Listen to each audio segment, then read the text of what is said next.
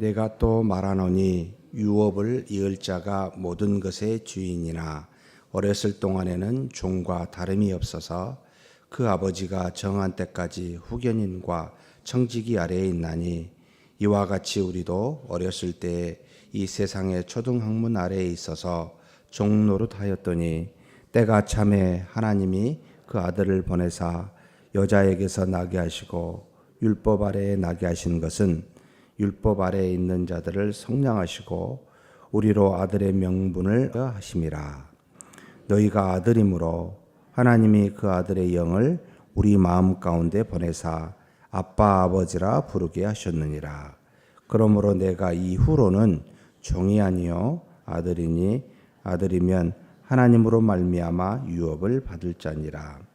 그러나 너희가 그때에는 하나님을 알지 못하여 본질상 하나님이 아닌 자들에게 종노릇하였더니 이제는 너희가 하나님을 알 뿐 아니라 더욱이 하나님이 아신 바 되었거늘 어찌하여 다시 약하고 천박한 초등학문으로 돌아가서 다시 그들에게 종노릇하려 하느냐. 너희가 날과 달과 절기와 해를 삼가 지키니 내가 너희를 위하여 수고한 것이 헛될까 두려워하노라. 형제들아, 내가 너희와 같이 되었은즉 너희도 나와 같이 되기를 구하노라. 너희가 내게 해롭게 하지 아니하였느니라. 내가 처음에 율체의 연약함으로 말미암아 너희에게 복음을 전한 것을 너희가 아는 바라. 너희를 시험하는 것이 내 육체에 있으되 이것을 너희가 업신여기지도 아니하며 버리지도 아니하고 올 하나님의 천사와 같이 또는 그리스도 예수와 같이 영접하였도다. 너희의 복이 지금 어디 있느냐? 내가 너희에게 증언하노니 너희가 할 수만 있었다면 너희의 눈이라도 빼어 나에게 주었으리라. 그런즉 내가 너희에게 참된 말을 함으로 원수가 되었느냐? 그들이 너희에게 대하여 열심내는 것은 좋은 뜻이 아니요 오직 너희를 이간시켜 너희로 그들에게 대하여 열심을 내게 하려 함이라. 좋은 일에 대하여 열심으로 사모함을 받으면 내가 너희를 대하였을 때뿐 아니라 언제든지 좋으니라. 나의 자녀들아, 너희 속에 그리스도의 형상을 이루기까지 다시 너희를 위하여 해산하는 수고를 하노니 내가 이제라도 너희와 함께 있어 내 언성을 높이려 함은 너희에 대하여 의혹이 있음이라. 내게 말하라. 율법 아래에 있고자 하는 자들아, 율법을 듣지 못하느냐? 기록된 바 아브라함에게 두 아들이 있으니 하나는 여종에게서 하나는 자유 있는 여자에게서 낳다 하였으며 여종에게서는 육체를 따라 낳고 자유 있는 자에게서는 약속으로 말미암았느니라. 이것은 비유니 이 여자들은 두 언약 하나는 신의 산으로부터 종을 낳은 자니 곧 하갈이라. 이 하갈은 아라비아에 있는 신의 산으로서 지금 있는 예루살렘 같은 곳이요 그가 그 자녀를 더불어 종노릇하고 오직 위에 있는 예루살렘은 자유자니 곧 우리 어머니라. 기록된 바 잉태하지 못한 자여 즐거워하라. 산고를 모르는 자여 소리질러 외치라. 이는 홀로 사는 자의 자녀가 남편 있는 자의 자녀보다 많음이라 하였으니 형제들아, 너희는 이삭과 같이 약속의 자녀라. 그러나 그때 육체를 따라 난 자가 성령을 따라 난 자를 박해한 것 같이 이제도 그리하도다. 그러나 성경이 무엇을 말하느냐? 여종과 그 아들을 내쫓으라. 여종의 아들이 자유 있는 여자의 아들과 더불어 유업을 얻지 못하리라 하였느니라. 그런즉 형제들아, 우리는 여종의 자녀가 아니요 자유 있는 여자의 자녀니라. 아멘. 구약 성경이 어떤 분들은 어렵다고 이야기하시는데 사실 신약 성경이 훨씬 더 어렵습니다. 깊이 들어가면 들어갈수록 신약 성경은 개념적이고 구약 성경은 우리 삶의 역사와 생활에서 일어나는 하나님의 일들을 기록하기에 분량이 많고 모르는 지명과 모르는 사람이 등장해서 어려울 뿐이지 훨씬 더 쉽습니다. 그런데 신약 성경은 이해가 될 수 있는 언어를 쓰는데 굉장히 역사적이거나 우리가 생활하는 곳에서 말하는 것이 아니고 개념적 믿음을 이야기하기 때문에 이게 뜬구름 잡는 이야기처럼 들릴 때가 많습니다. 그래서 오해를 합니다. 신약이 쉬울 거라고. 현지에서도 굉장히 많은 논란이 있고 수많은 학자들이 매달린 게 구약이 아니라 사실 신약입니다. 굉장히 어렵습니다. 사실 갈라디아서는 로마서의 초판이라고 말합니다. 바울이 복음의 논리적인 것을 쫙 로마서에 써놨는데 그 이전에 갈라디아서를 조금 더 요약판으로 조금 더 거칠게 조금 더 감정적으로 쓴 게 갈라디아서. 그래서 갈라디아서는 몇 장이 안 되지만 복음의 핵심들을 써놨습니다. 오늘 읽은 4장의 내용은 한 3가지 정도로 분류가 됩니다. 1절에서 11절은 유업을 이을 자 비유를 했는데 어렸을 때와 때가 찰 때라는 개념으로 이야기를 합니다. 자, 유업을 이을 자는 하나님이 택하여 자신의 자녀된 사람들, 택한 백성과 자녀를 포함한데 어렸을 때는 하나님이 유업을 줘도 관리가 안 되기 때문에 보통 어떻게 하죠? 청직이라든지 후견이 있습니다. 이때는 하나님께서 구약의 이스라엘 백성을 택하여 그리스도가 오기 이전의 시대를 상징적으로 지금 표현하고 있습니다. 하나님이 택한 아브라함의 백성은 보시기 어렸어요. 아직 주님께서 때가 찰 때까지 유업으로 줄 때가 안 됐어요. 그래서 모세에게 율법을 주어 율법으로 관리하여 이스라엘 백성을 하나님의 자녀로 백성으로 삼고 인도한 때 아직 후견인과 청지기가 있을 때 이걸 초등학문이라는 표현을 써버립니다. 그리고 때가 찰 때는 이제는 주 예수 그리스도께서 오심으로 그 이후의 자녀를 이야기를 합니다. 그래서 그때는 성령으로 난 자들이라 라고 하여 하나님을 아들, 하나님을 아빠, 아버지라 직접 부를 때가 바로 예수 그리스도 이후의 때다. 그래서 그때부터는 유업을 바로 주는 그와 같은 시대.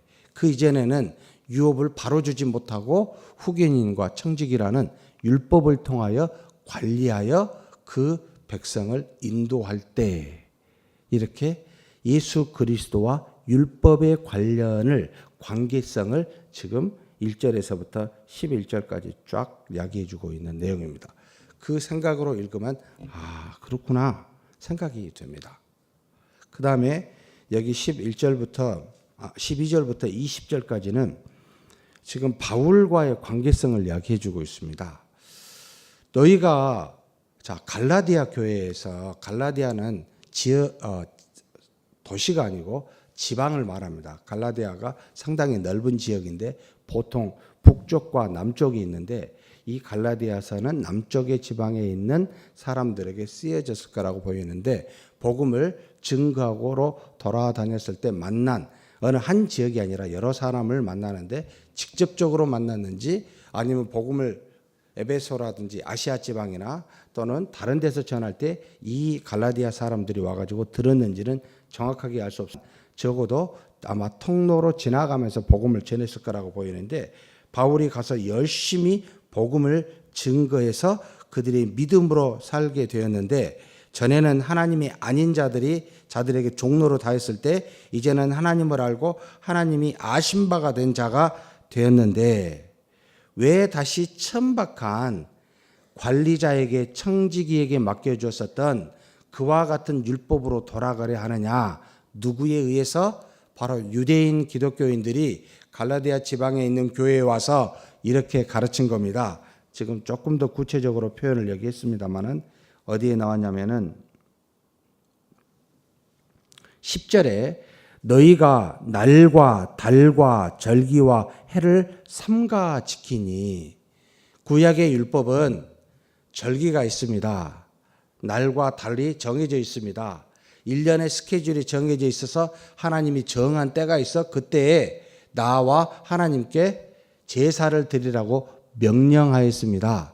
그런데 주 예수 그리스도를 믿었던 너희 갈라디아 이방인들은 아무 전에 율법도 상관이 없었는데 유대인 기독교인들이 교회에 와가지고 예수 그리스도만 믿고 믿음으로 사는 그런 거 가지고 뭣도 필요하냐면 과거에 우리 조상에게 준 하나님의 말씀인 모세를 통하여 준 율법도 필요해. 그 율법에는 할례를 받으라고 돼 있어.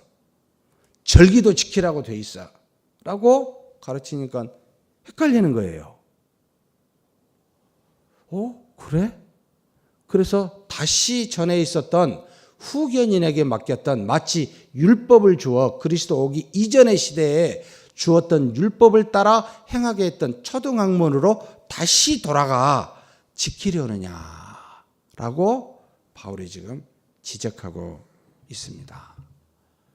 여러분, 그래서 우리가 현재 하나님 앞에 나아가는 것은 율법으로 나가는 것이 아니라 무엇으로 나갑니까? 때가 차 하나님이 보내주신 당신의 아들 주 예수 그리스도, 그분이 전한 복음과 그분을 믿는 믿음으로 말미암아 나아가 그곳으로 하나님을 아빠 아버지라 불렀고 성령이 안에 내주어서 우리로 하여금 하나님의 자녀로 살게 하시고 모든 유업을 받는 자가 되게 하여 너도 하나님을 알고 하나님도 너를 통하여 너희가 아는 바가 되었는데 아신 바가 되었는데 어찌하여 다시 돌아가느냐, 그들의 가르침에 다시 빠지느냐라고 묻고 있습니다. 그런데 이렇게 복음을 전할 때 바울이 온전한 상태가 아님을 이야기해 주고 있습니다. 14절에 보니까 너희를 시험하는 것이 내 육체에 있으되, 자기가 뭔가 연약해서 이 갈라디아 성도들에게 시험이 되었습니다. 이것을 너희가 업신여기지도 아니하고 버리지도 아니하고 오직 나를 하나님의 천사와 같이 또는 그리스도 예수와 같이 영접하였도다. 무슨 육체적 연약감이 있었는지 구체적으로 안 나와 있는데 15절에 이 말 때문에 우리가 추측합니다. 너희의 복이 지금 어디 있느냐? 내가 너희에게 증언하노니 너희가 할 수만 있었더라면 무엇도 빼어 너희에게 주었으리라? 눈이라도 빼어서 자기에게 주었으리라? 이걸 가지고 바울이가 눈에 문제가 있었구나. 그래서 그가 가진 가시 하나님께 3번 구하여 없애달라고 했던 걸 눈이라고 표현한 게 이제 말씀을 근거로 합니다만 정확한 건 모릅니다. 육신의 연약함이 있었어요. 그런데 이 갈라디아 사람들이 어떻게 되었습니까? 그를 천사를 영접한 것처럼 그리스도를 영접한 것처럼 그렇게 대하여 그렇게 받아들여 복음을 들었었던 너희가 아니냐. 정말 바울의 입장에서는 감사했던 거죠. 자신의 연약함이 가졌음에도 불구하고 그것으로 업신여기거나 무시하거나 그렇지 아니하고 그 연약한 자기를 받아주어 자기가 전한 복음을 듣고 그리스도 예수를 믿었는데 이제 너희가 어떻게 딴 길로 가냐라고 지금 멀리서 이 소식을 듣고 편지를 보내는 겁니다. 답답한 거죠. 그러면서 이야기합니다. 그 중에 열심히 있는 사람이 있었어요. 다른 복음을 전한 열심히 있는 사람.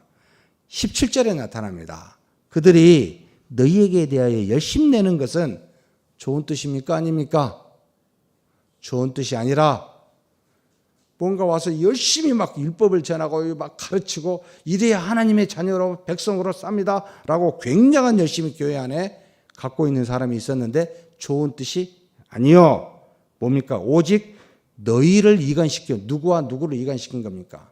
바울이 전한 복음, 바울과 우리 이 갈라디아 사람들과 이간시켜 곧 복음과도 이간시키고자 율법과 친해지고자. 그러면 이렇게 전하는 사람들, 유대인 기독교인들, 율법을 전하여 그것으로 믿게 하고자 하는 사람들의 의도는 뭘까요? 여기 그 다음에 나타납니다. 너희로 누구에게 대하여 열심을 내게 하려 함이라? 유대인 기독교인들에게요. 하나님을 향하여 복음을 향하여 열심을 내게 하는 것이 아니라 율법을 전하여 사실은 율법을 따라 살도록 하는 것이 아니라 율법을 전하는 자신에게, 그들에게 열심을 내게 해서 영향력을 확대하고 뭔가 존경을 받고 그러고자 이와 같은 일들을 하더라라는 겁니다. 사랑하는 성도 여러분, 교회 안에서도 지금 이럴 수 있습니다. 하나님을 향하여 열심 내게 해야 됩니다. 오직 믿음으로 나아가게 해야 됩니다. 그런데 혹 우리 중에 누군가 좋은 것이라고 말하며 열심을 내는데 사실은 그것은 의도가 자기를 향하여 열심 내도록만 그런 의도를 갖고 있는지 우리 스스로가 자신을 돌아봐야 되고 우리 주변을 돌아보아 경계해야 됩니다. 우리는 모두가 다, 저를 포함해서 성도님 모두가 다 하나님을 향해야 되고 하나님께 열심을 내야 되고 그분이 주신 복음과 그 믿음만 붙잡아야 되지 누구도 붙잡거나 다른 그 무엇을 따라서는 안 됩니다. 이 갈라디아 교회에 이와 같은 사람들, 거짓 가르침을 갖는 사람들 초반에 뭐라고 그럽니까? 저주를 받을지어다 라고 이야기하고 있습니다. 첫 장에 복음 외에 다른 것을 전하는 자들은 저주를 받을지어다 이런 마음을 가지고 말해야 되고 들어야 됩니다. 교회의 순수성은 사실 참 지켜가기가 쉽지 않습니다. 우리의 과거의 역사를 누누이 봐 알고 있습니다. 한국 교회만 보고서도요. 아니요. 우리 교회만 보고서도 얼마든지 찾을 수 있습니다. 하나님을 따르지 않고 사람을 따라가면 빠지거나 상처받고 나갑니다. 앞으로도 마찬가지입니다. 사람을 향하여 나아가면 친해지면 영향을 받고 같이 나가든지 상처받고 교회 안 나오든지 하면서 느끼는 감정입니다. 왜 교회 안 나오셨습니까? 이런 목사님 때문에. 우리가 목사 보고 신앙생활 했구나. 도대체 목사가 뭘 지냈기에 우리가 이렇게 됐나? 물론 인격적으로 문제가 돼서 다른 여러 가지가 문제가 돼서 그럴 수 있지만 여러분 절대 사람 보거나 믿지 마십시오. 저도 마찬가지입니다. 제가 제 입에서 다른 이야기를 하면 저주를 받아야 됩니다. 하나님의 말씀 외에 나의 영향력을 키우고 내가 인기를 얻고자 한다면 저주를 받아 마땅합니다. 그리고 누구든지 그런 사람이 우리 교회에 있다면 저주를 받아 마땅한 사람이 됩니다. 반드시 하나님이 치십니다. 우리 교회가 앞으로는 절대 이런 일이 없어야 되겠다. 제가 두고 기도하며 다짐하고 있습니다. 오직 말씀을 붙들고 하나님을 향하여 가되 우리의 연약함을 긍휼히 여기시고 감싸 주십시오. 그런 연약합니다. 그러나 하나님만 향하여 방향성은 뚜렷하게 가집시다. 헛눈질은 안 하도록 해 주십시오. 아직 갈 길은 멀지만 그러나 방향성은 맞아야 되지 않겠습니까? 여러분 믿음 외에 다른 그 길이 없습니다. 주신 복음 외에 다른 그 무엇으로 우리의 영혼을 살릴 수가 없습니다. 그래서 그 다음에 하갈과 사라의 비유를 들고 있습니다. 하갈은 육체의 뜻으로 사라가 아들을 주신다고 안 주니까 자기 종을 줘서 육체의 뜻으로 난 아들이요. 누굽니까? 이스마엘이죠. 사라를 통하여 준 아들은 하나님이 약속하여 자유인에게 준 아들 아니냐. 율법과 비유하고 있습니다. 하갈과 사라를 통해 이스마엘과 이삭을 통해 이것은 하나님이 정한 그리스도를 이것은 그 이전에 미리 준 율법 이와 같은 것으로 종과 자유인에 대해서 말하여 율법과 예수 그리스도의 차이를 이야기해 주고 있습니다. 정말 놀라운 비유이기도 하고 개념적인 설명이기도 합니다. 그러니 다시는 돌아가지 마십시다. 그러면 우리가 돌아가지 말아야 될 게 뭡니까? 절기 만들지 마십시다. 사실 있어요. 제가 말을 안 합니다만 한국교회, 세계교회가 굉장히 많은 무슨 주간에서 있습니다. 이것으로 그리스도를 믿는 믿음, 복음을 훼손할 수 있는 요소를 염두에 두고 그렇지 않다면 받아들이는데 그렇다면 경계해야 됩니다.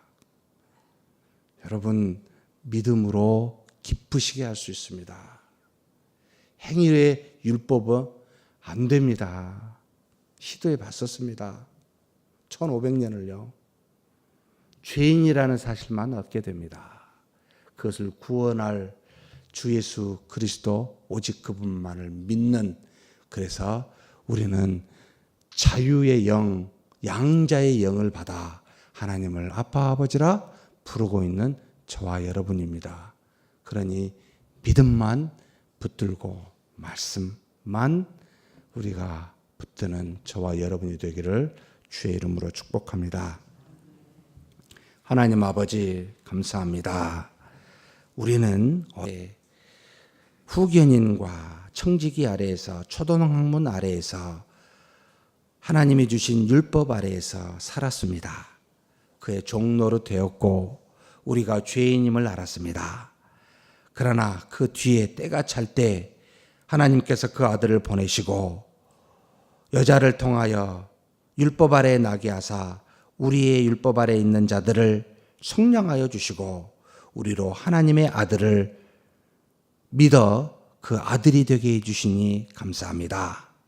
이제는 우리가 하나님을 아버지라 부르면서 종이 아니라 하나님의 나라를 유업받을 아들이 되었은즉 다시 어리석게 이전에 있었던 종로로 다했던 행위의 율법으로 돌아가지 않게 하여 주옵소서. 그것을 가지고 비교하여 사람을 판단하고 정죄하지 않게 하여 주옵소서. 오직 우리는 어떤 범죄를 했다 할지라도 주 예수 그리스도를 믿는 믿음으로 말미암아 하나님의 자녀 되었은즉 믿음이 있는지 없는지, 또 믿음만 붙들고 있는지, 복음을 향하여 나아가고 있는지 우리가 점검하고 믿음과 복음을 가장 중시하고 붙드는 자 되게 하여 주시옵소서. 감사하고 우리 주님 예수님의 이름으로 기도하옵나이다.